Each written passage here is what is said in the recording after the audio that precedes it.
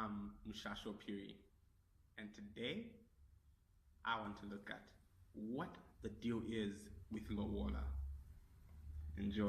I just check my wrist. I ain't got no time, but we feeling timeless. Can't compare to this, so we coming for the spot like we feeling. What is Lobola? Um, Nowadays, really, it's just, I guess, payment. It's seen as payment anyway. Um, and the worst part is because of all the people who do this, it's kind of starting to seem like a business, and so lots of people are very scared about it. I'm not sure why they should even pay for their wife.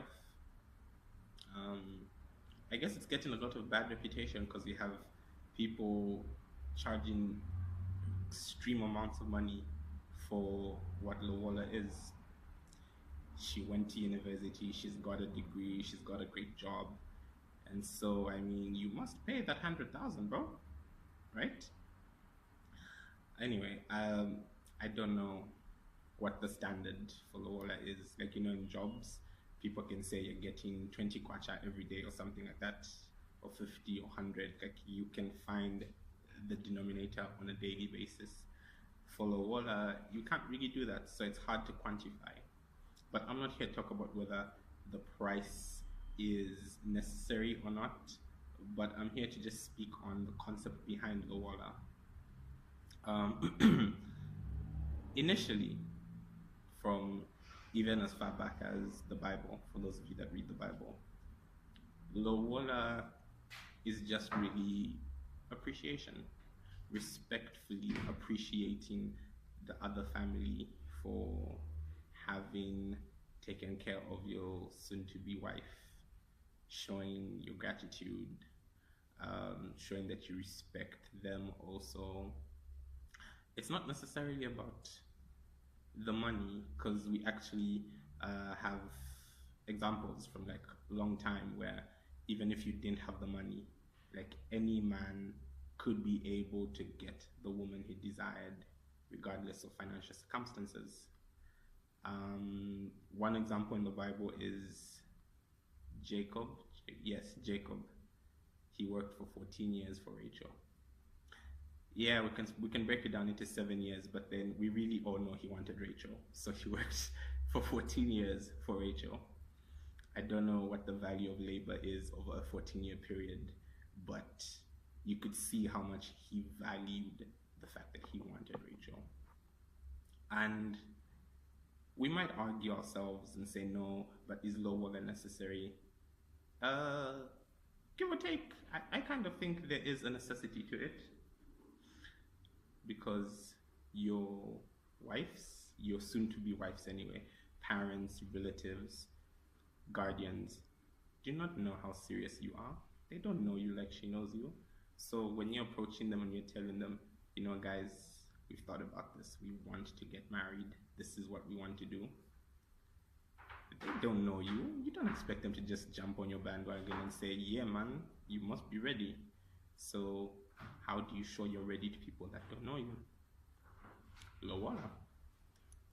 Again, I won't touch on how much you need to pay because she's done what or she's gone through what. You guys would definitely be in a better position to assess that. But I think it's just a sign of commitment also from you that you know how serious the institution of marriage is. And because you know how serious the institution of marriage is, you are prepared in the steps necessary, which usually a marriage conversation in African context usually starts with Lobola. Oh, you want to marry our daughter? Okay, we should sit down. You should bring the plates, we should do the thing that we do. And you go, you sit, you discuss. Hopefully, it doesn't feel like a negotiation to buy something because you're really not buying a person. You're just intended to respectfully show that you. Furthermore, Lobola isn't actually ordained by the state. So even if you do or don't pay Lobola, or even if you don't work for Lobola or however you plan to pay for it, It's not like the government to say you're not legally married. They really don't count it at all. But I mean, you are about to join hands with another family. You might want to start on a respectful note. Lobola is respectful. Um, excuse me. But I feel most people are more worried about the negative stories they hear about Lobola. And yes, there are quite a lot of negative stories. But even with those negative stories, think about all the stories you don't hear. That must tell you of all the successful marriage negotiations that go on. I mean, the stories you don't hear are a lot. And people get married almost every weekend, if not every weekend, people are getting married. How are people getting married if this Lobola negotiation is so terrible and people don't want to pay and it's too expensive? For all the negative stories you hear, I would guess there's probably 3 positive stories out there. So don't worry so much about the negativity behind, oh, how much will I pay? Why is it so expensive?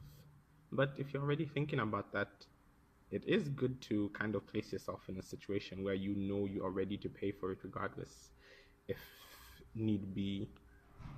And I've actually heard lots of stories where you pay for the Lobola and then the family decides part of it, maybe they help you pay for your wedding, part of it, maybe they put in a trust fund for your future kids. Some just give all of it and say this is for the kids you will have.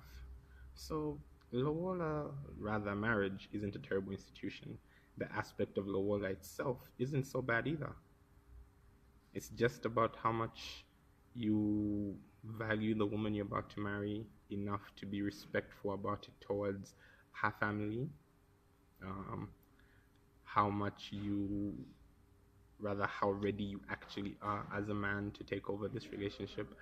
No, I'm not thinking of marriage, I'm not ready for it, but I think it was just an interesting topic. I was having a conversation with friends and I thought it would be interesting to get your viewpoints on Lobola also. Maybe I could learn a thing or two.